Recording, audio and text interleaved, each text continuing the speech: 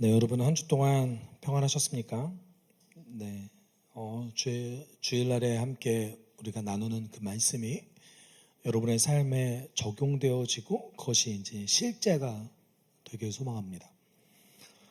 성경은 진짜가 되기를 소망하는 사람들이 모인 공동체의 이야기를 이야기하고 있습니다. 우리는 때로는 흑백 논리에 빠져서 이것을 완벽하게 지키지 않으면 진짜가 아니다라는 이제 착각에 빠질 때도 종종 있습니다. 그리고 우리 스스로가 가지고 있는 어떤 자기 모순 때문에 어려워하기도 하죠. 네. 그렇지만 성경에서 이야기하는 그 인간, 성경이 보는 그 인간에 대한, 사람에 대한 이해가 필요합니다. 우린 불완전합니다. 우리는 불완전합니다. 그래서 완벽하게 예수를 알 수 없을 뿐더러 예수를 안다 할지라도 완벽하게 그를 온전히 따라가기 쉽지 않습니다. 그래서 하나님께서 우리 가운데 선물로 성령을 부어주셨습니다. 우리가 낙심할 때도 성령이 우리와 함께 계시고 우리가 기뻐할 때도 성령이 우리와 함께 계십니다. 그런데 그 성령께서는 우리의 오감을 통해서 느끼는 분이 아니시라 전능하신 하나님이시라는 것을 우리는 기억해야 됩니다. 그것이 우리의 신앙의 원리이죠. 그리스도인이 때로는 흑백 논리에 빠지고 그리스도인이 때로는 어떤 신학적 프레임의 한 분야에만 몰두하는 것은 사실은 그 인간의 부족함, 성경이 이야기하고 있는 인간이 어떤 존재인지에 대한 이해가 부족하기 때문입니다. 저는 개인적으로 신학적으로는 개혁주의자입니다. 저는 칼빈주의의 후예로서 개혁주의 신학을 표방하고 있습니다. 따르고 있습니다. 그리고 숲속교회도 개혁파 교회입니다. 그러나 개혁주의 신학이 성경의 모든 것을 다 다룰 수 있지는 않습니다. 왜냐하면 인간이 만들어낸 거기 때문에 그렇습니다. 네. 이런 거죠. 그래서 우리는 성경을 읽을 때 또는 그리스도인으로 살아갈 때 가장 먼저 기억해야 될 것은 우리의 부족함입니다. 우리의 자기 인식, 그 안에서 성경을 보는 것이죠. 그래서 오늘 바울의 기도문 그리고 바울의 평소에 성도들을 위해서 무엇을 기도했는가를 살펴보면서 바울의 소망이 들어가 있습니다. 그리고 바울의 성도들을 향한 사랑, 기대감이 들어가 있습니다. 근데 사실 이 바울의 기대감 또는 우린 예수의 가르침을 온전히 따르는 사람들이잖아요.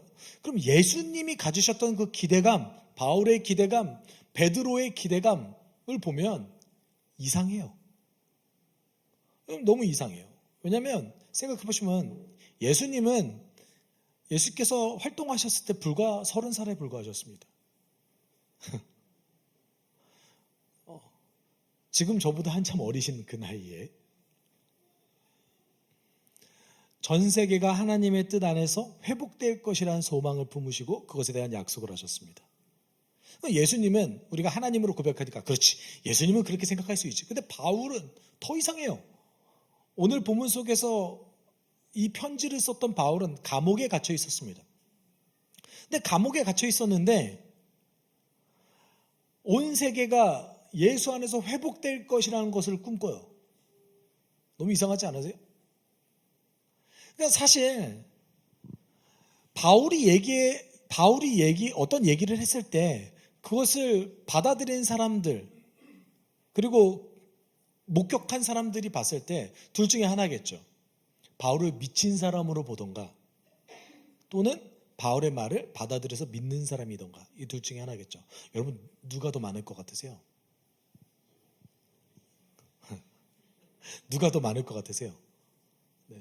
미친 사람으로 보는 시선이 훨씬 많지 않았겠어요? 네.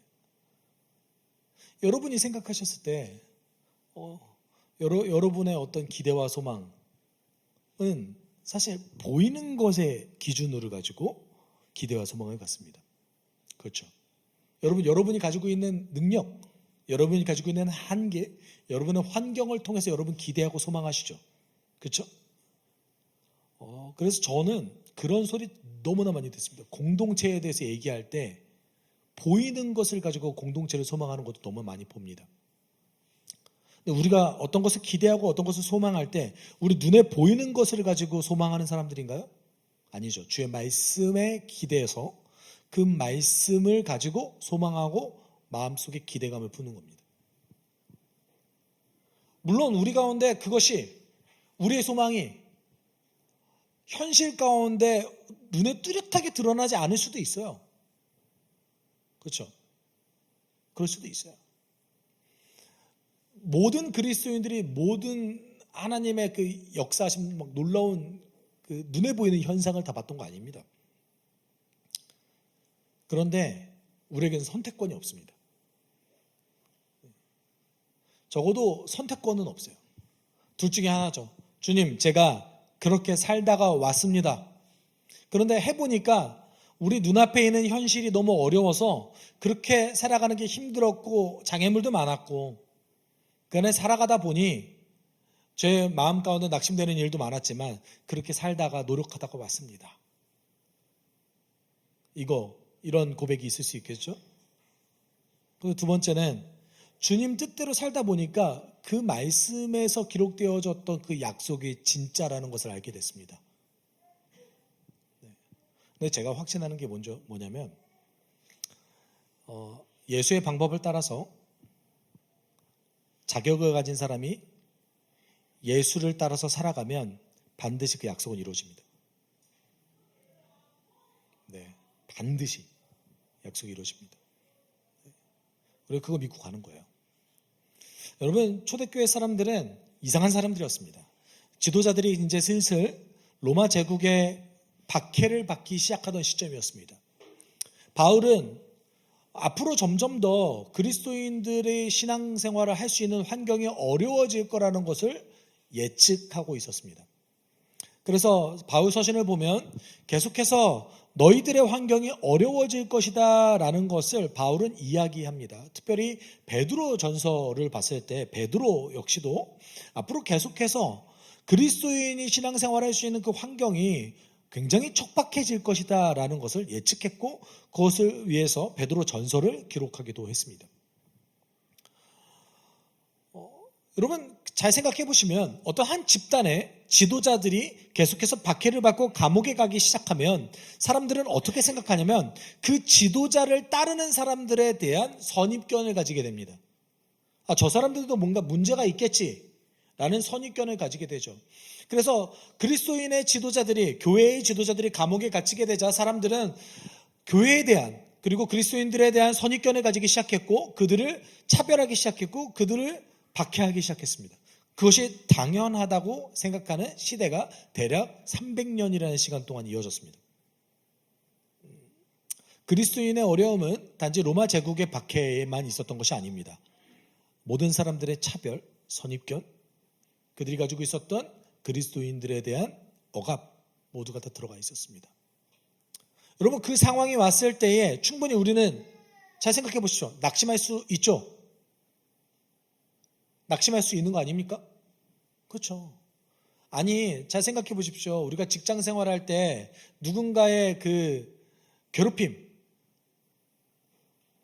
잠깐 있는 누군가의 괴롭힘 또는 누군가 나를 무시한다고 느껴졌을 때도 굉장히 마음이 어려운데 그것이 그냥 환경적으로 주어진다고 생각하면 여러분 얼마나 우리가 낙심할 일이 많겠습니까? 아니 심지어 우리는 그 뉴스를 보면서도 낙심하지 않습니까? 나와 관련 없는 어떤 사건을 볼 때도 우리 마음이 무너질 때도 많이 있습니다. 그리스도인들은 당시 시대 속에서 낙심할 만한 일들이 점점 더 많아졌습니다. 그리고 바울은 그것을 예측했습니다. 그래서 바울은 성도들을 위해서 기도하기 시작했습니다. 물론 항상 기도했겠지만 특별히 오늘 본문은 낙심에 빠질 만한 사람들을 위한 기도입니다.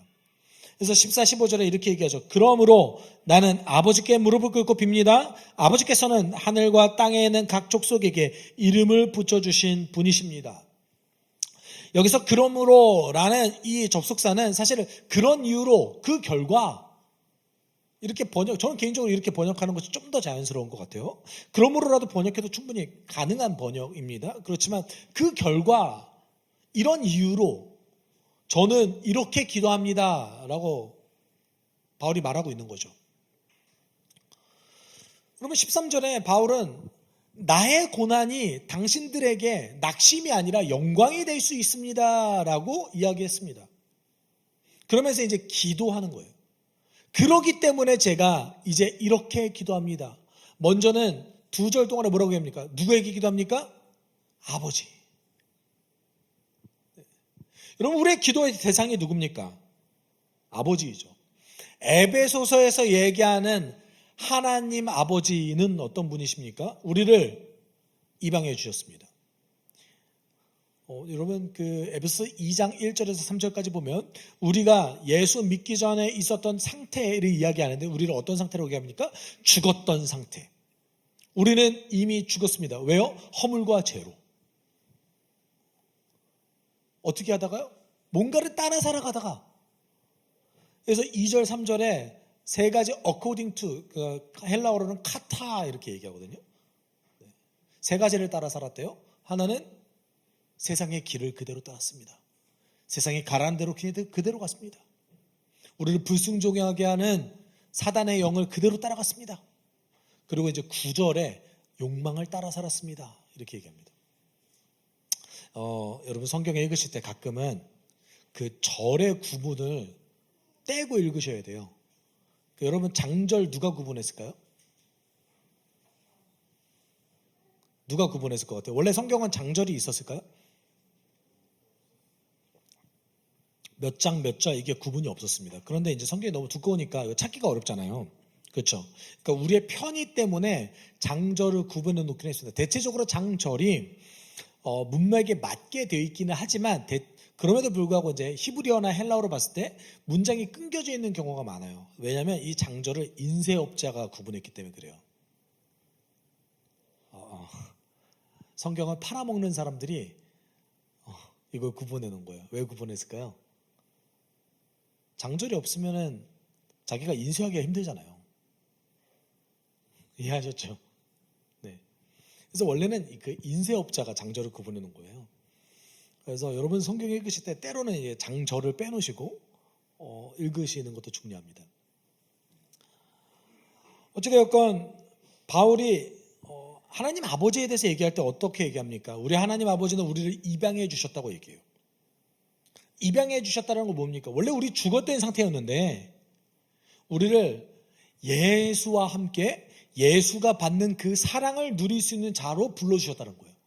언제요? 죽어서요? 언제요? 우리 천국 소망하잖아요. 죽어서 천국 가면 그 사랑을 누리는 겁니까? 언제요? 지금. 지금이죠, 지금. 네. 여러분, 이미 임한 하나님 나라를 내가 살아간다. 어떤 뜻입니까? 죽어서 받을 거 지금 받는다는 뜻이에요. 언제 받으실래요? 내가 여기서 고통받으면서 잘 버티다가 죽어서 받겠습니다, 주님. 이렇게 하실래요? 아니면 주님, 지금 주세요.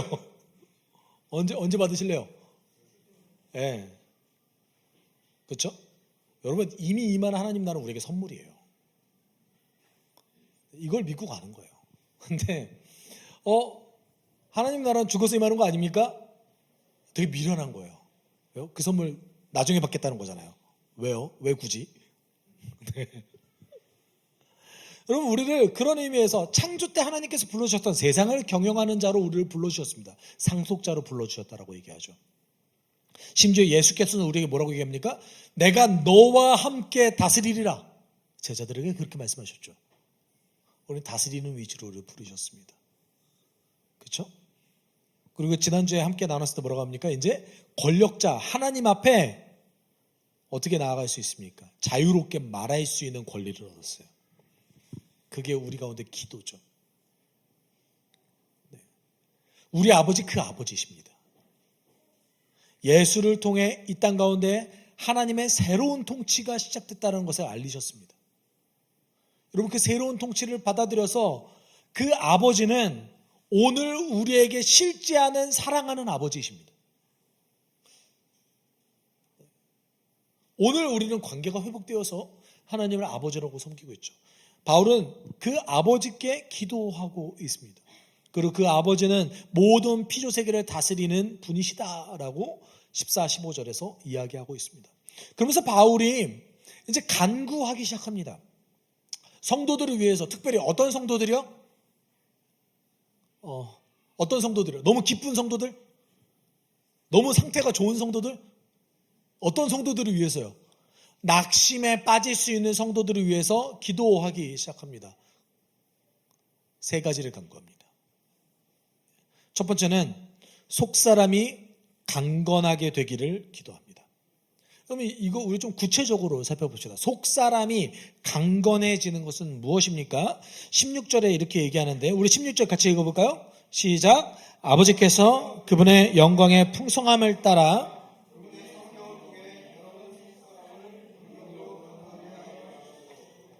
네, 잘 보세요. 16절에 보면 간구는 이겁니다. 속사람이 강건해지는 거. 그러면 내 마음이 강해지는 건가? 이렇게 생각할 수 있잖아요. 맞아요. 내 마음이 강해지는 거 맞죠? 근데 내 마음이 어떻게 되는 것이 강해지는 건가? 이것을 이제 설명하는데, 근데 뭔가 조건들이 많이 붙어요. 그렇죠? 그분의 풍성한 영광의 풍성함을 따라 그분의 성령을 통해 능력으로, 이 세 가지가 조건절입니다. 세 가지 조건인데, 여러분 잘 보시면, 여러분 영광의 풍성함을 따라, 그러면 영광, 우리가 하나님을 이야기할 때 뭔가 미사여구를 많이 붙이잖아요. 그래서 바울이 지금 기도할 때 뭔가 미사여구를 붙인 걸까요? 아니면 뭔가 구체적인 실제가 있기 때문에 얘기하는 걸까요? 구체적인 실제가 있는 겁니다. 구체적인 실제. 여기서 영광의 풍성함은 어디와 연결되냐면, 여러분 에베소서 1장 10절에서 이야기하는 하나님의 완전한 계획과 연결됩니다. 네. 에베소서 1장 10절에 이게 이제 에베소서의 서론의 가장 중요한 구절인데, 하나님께서 하시는 그 계획의 원래 최종 목적지가 어디냐 했더니 10절에 이렇게 얘기해요. 하나님의 계획은 때가 차면 하늘과 땅에 있는 모든 것을 그리스도 안에서 그분을 머리로 하여 통일시키는 것입니다. 간단하게 얘기하면 왕손대 하나님 나라가 이 땅에 임하는 것, 하나님의 사랑과 정의가 정말 눈에 보이는 그 실제에 완전하게 적용되는 것. 여러분 우리 삶에서는 하나님의 사랑과 정의가 완벽하게 다 이렇게 적용되어져요? 아니요. 그럼 적용이 안 돼요, 아예?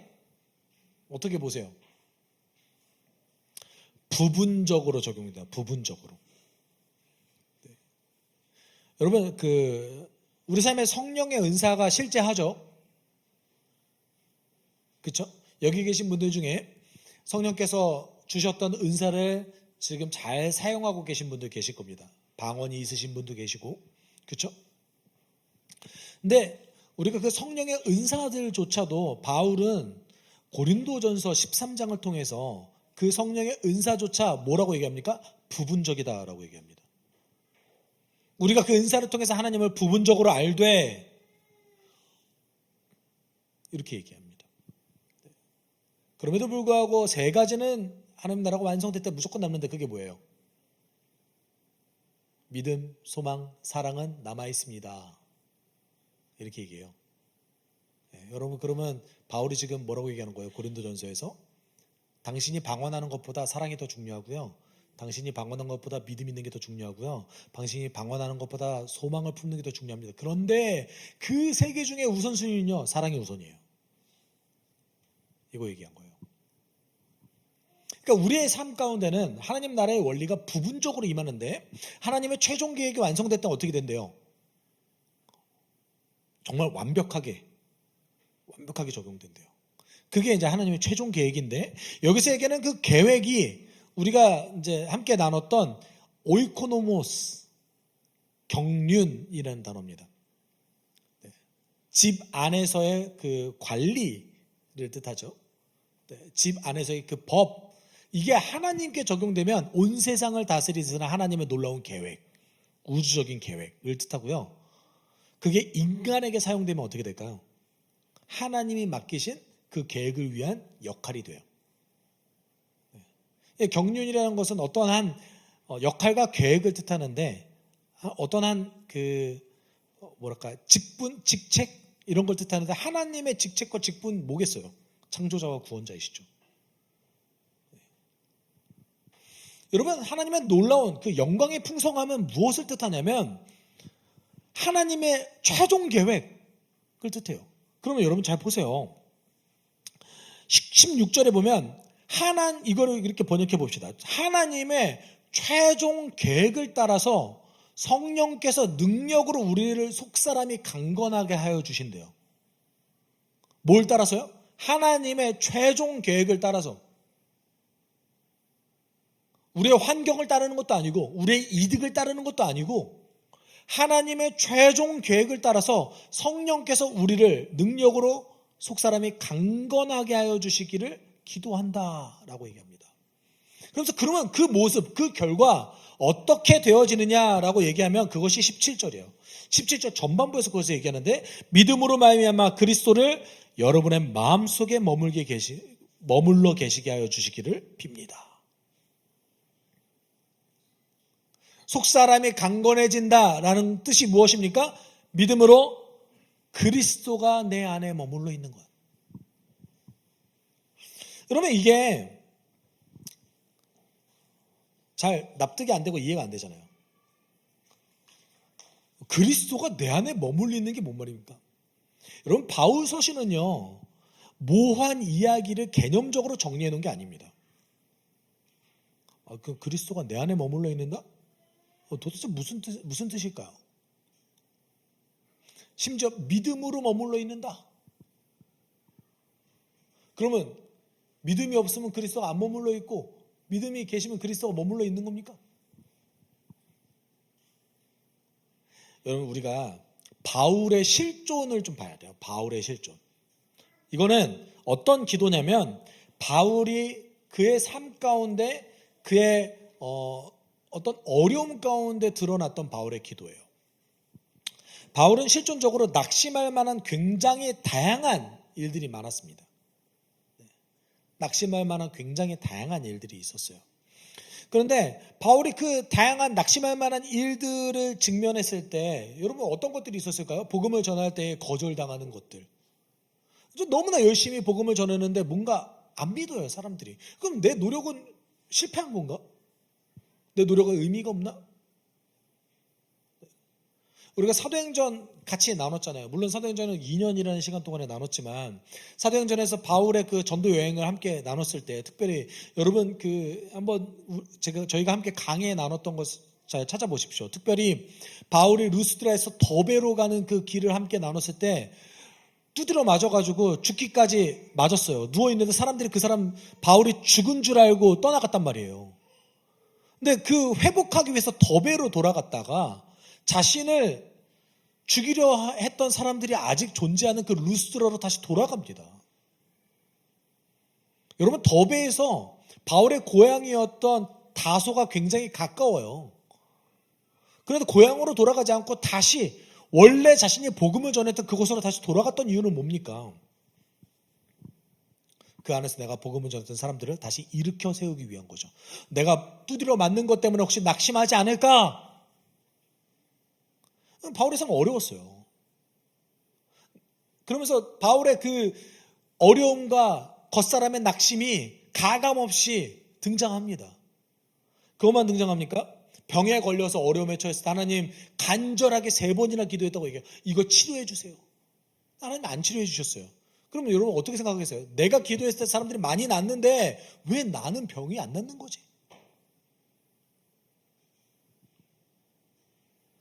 자신이 복음을 전해서 자신이 세웠던 고린도 교회에게 배신당했을 때는 죽을 것만큼 힘들다 이렇게 얘기하기도 했습니다. 심지어는 고린도 전서를 기록하고 또 고린도 전서 전에 그 바울의 눈물의 편지라고 얘기하거든요. 편지를 뭔가 하나 더 보냈어요. 고린도 교회에 자신이 너희들 그렇게 하면 안 돼 라고 편지를 보낸 다음에 바울이 어떻게 하냐면 후회해요. 내가 너무 세게 얘기했나? 이럴 때 없으세요, 여러분? 있으시죠? 예. 내가 너무 강하게 얘기했나? 내가 너무 강하게 얘기해서 이 성도들이 오히려 낙심하면 어떡하지? 이 고린도 후서에 이렇게 나와요. 여러분, 이런 어떤 사역에 굉장히 어려운 일들을 계속해서 직면했을 때에 그때 바울이 항상 했던 행위가 있습니다. 그것이 무엇이냐면 그리스도를 묵상하는 겁니다. 그리스도를 묵상하는 겁니다. 그가 배신당했을 때 예수가 배신당한 것을 통해서 내가 살아났구나. 그가 복음을 전하다 거절당했을 때 그치 예수를 따르는 허다한 무리들조차 예수를 온전히 메시아로 받아들이지 않았구나.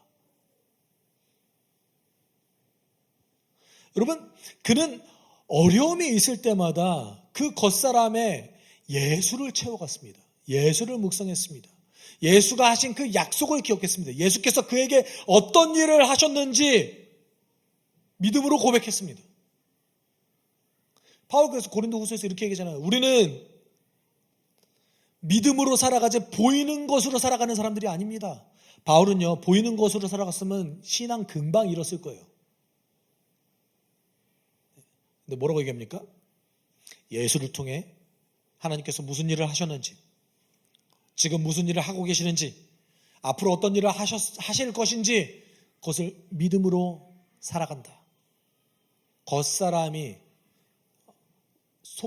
겉사람이 연약해진다 할지라도 그 속사람이 강건해진다는 것은 그 믿음으로 그리스도를 내 안에 채운다는 것을 뜻합니다.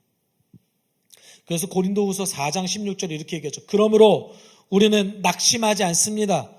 우리의 겉사람은 낡아지나 우리의 속사람은 날로 새로워집니다. 왜 새로워집니까? 그리스도 때문입니다. 그리스도 때문입니다. 바울은 낙심에 빠진 성도들이 그리스도 때문에 일어나길 소망했습니다. 바울은 낙심에 빠진 사람들이 하나님께서 그리스도 통해서 무엇을 하셨는지, 지금 무엇을 하고 계시는지, 앞으로 어떤 일을 하실 것인지 믿음으로 강건해지기를 소망했습니다. 이것이 바울의 첫 번째 간구였습니다. 두 번째, 그러면서 이제 바울이 사실 여러분 바울 서신을 보면서 바울이 때로는 굉장히 흥분해요. 그래서 문법에 맞지 않은 감탄사를 이렇게 얘기하거든요. 그게 이제 17절 뒷부분이 바울의 감탄사예요. 그래서 이제 이렇게 얘기하죠. 여러분은 사랑 속에 뿌리를 받고 터를 잡기를 원합니다. 너희가 사랑 속에 뿌리를 받고 터를 이렇게 굳건하게 잡았구나. 이게 지금 바울의 흥분이에요. 감탄이에요. 헬라어로 살펴봤을 때는. 이게 바울이 이런 얘기인 거예요. 바울이 기도하다가 그런 성도들의 모습을 꿈꾸고 기대한 거예요.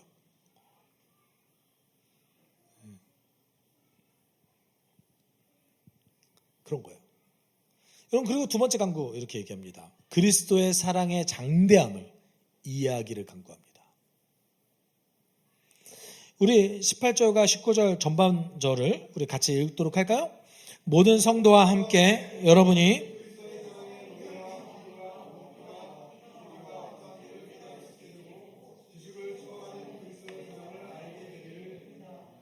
여러분, 첫 번째 간구 속에서 바울은 낙심에 빠진 사람이 어떻게 되길 원합니까? 강건해지길 바랍니다. 낙심에 빠진 사람이 회복되길 바랍니다. 누구를 통해서? 그리스도를 통해서.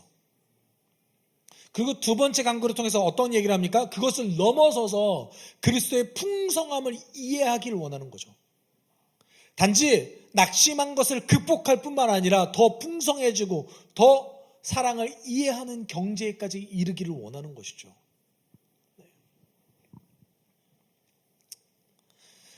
근데 우리가 주목해 볼 것이 있습니다. 무엇을 주목해 봐야 될까요?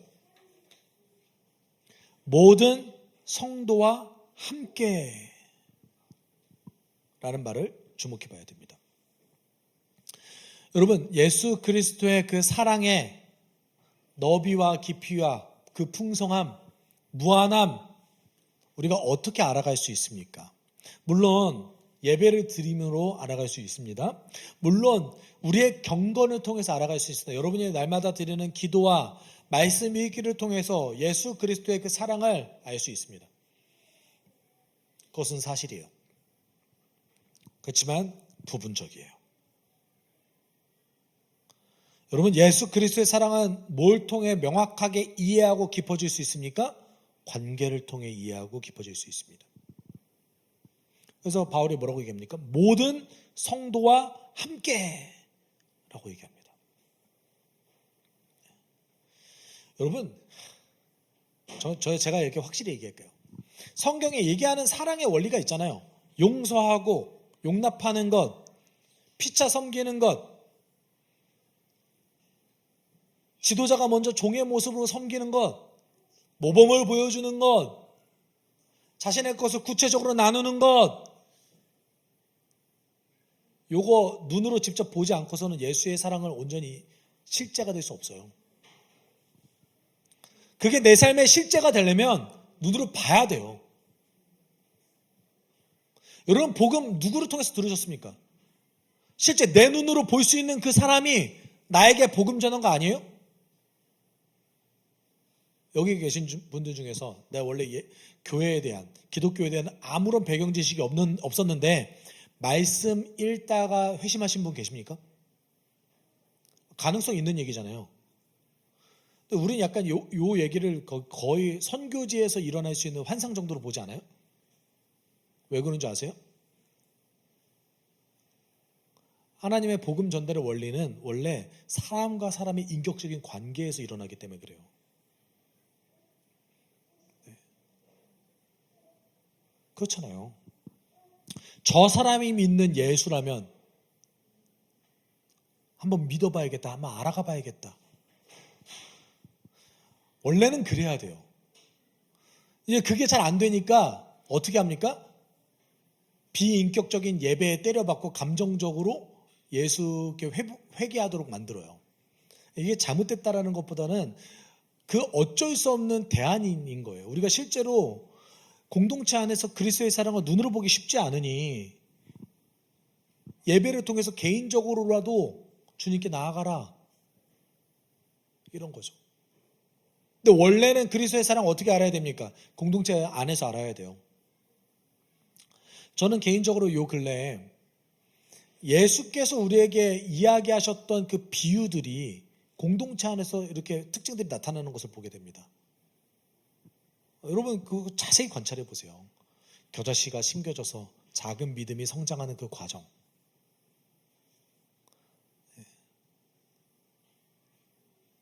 전 때때로는 여러분 포도원 품삯 비유 있잖아요. 포도원 품삯 비유 보면 제가 이제 고난주간 사경에 또 그렇게 말씀드렸는데, 포도원 품삯 비유를 보면 이거 너무 불공정한 거 아닌가? 제가 그거 강조하는 거 아니라고 그랬잖아요.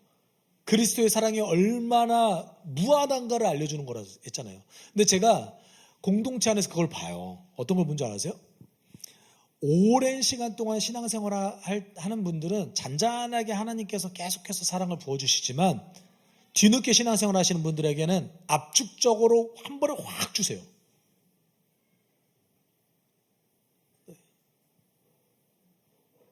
여러분, 이게 포도원 품삯 비유가 지금 적용되는 거잖아요. 우리가 그걸 눈으로 직접 보면서 그리스도의 사랑을 더 깊게 이해하는 거예요. 우리 좌우 사람들 한번 볼까요? 우리 지체들 한번 보세요. 네.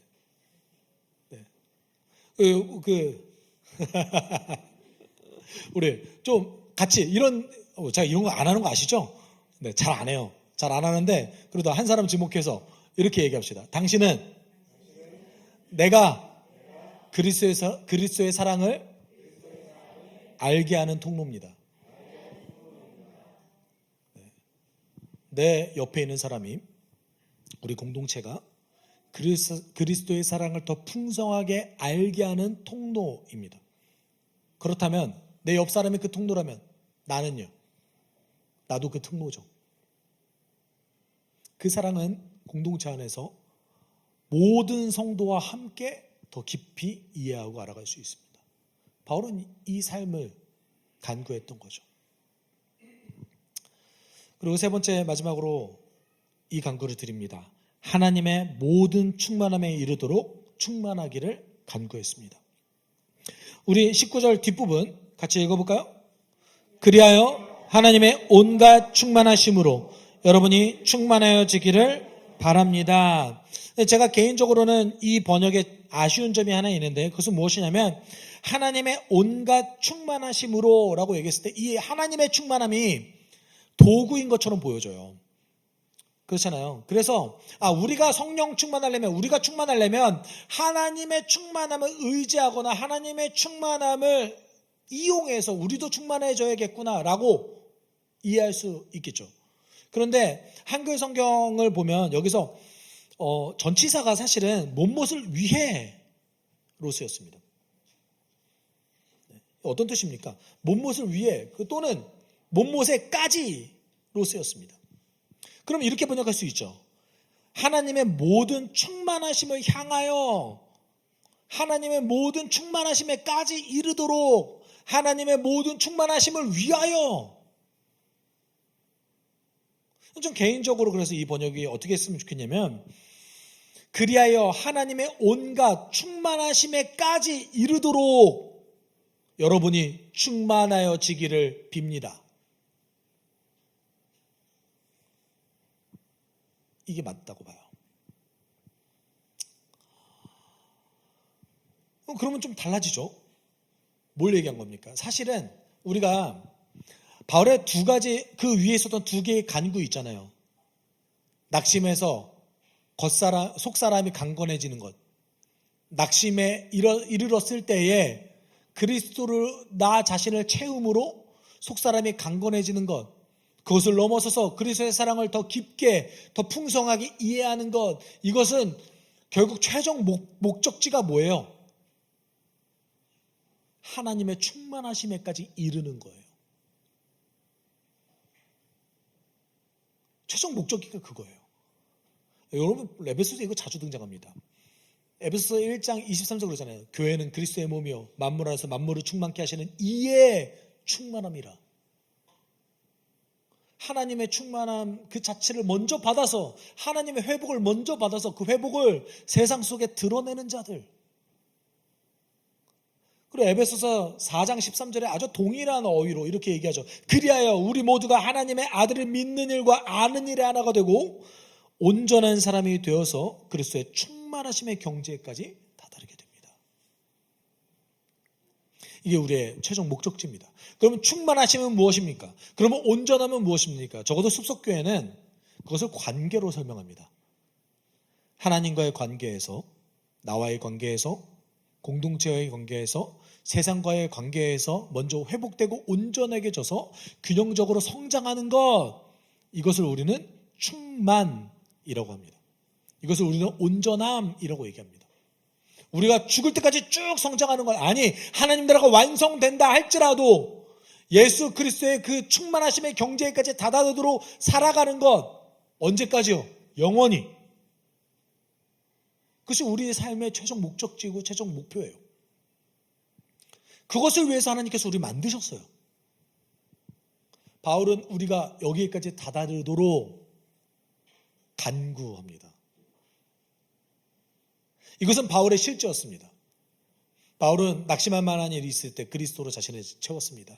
그래서 속사람이 강건해졌죠.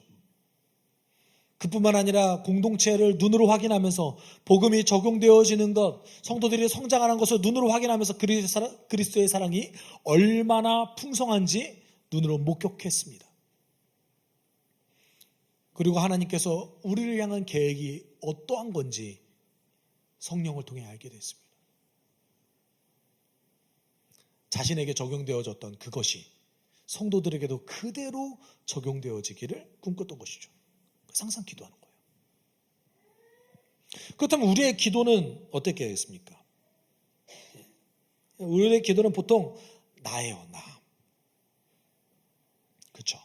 나에 머물러 있죠. 그러면 이 바울의 기도처럼 우리의 기도는 어떻게 됩니까? 내가 먼저 회복되어져서 내가 그 사랑의 통로가 되길.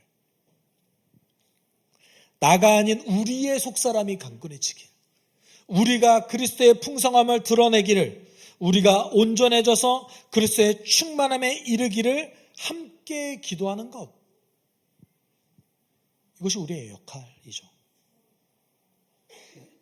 저는 여러분이 그것을 함께 공유하고 드러내는 분들 되셨으면 좋겠습니다. 우리 같이 찬양했으면 좋겠는데요. 하나님께서는 그 놀라운 사랑으로 우리에게 그 사랑을 계속해서 키워나가기를 바라십니다.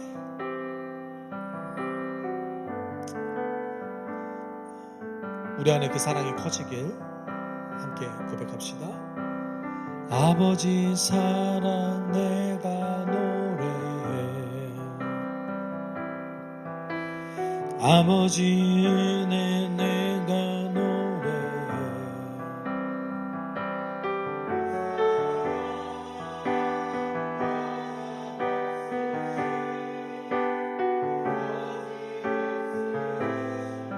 성실하신 그 사랑, 상한 갈 때 꺾지 않으시는, 꺼져가는 등불 끄지 않는 그 사랑, 변함없으신, 거짓 없으신, 성실하신 그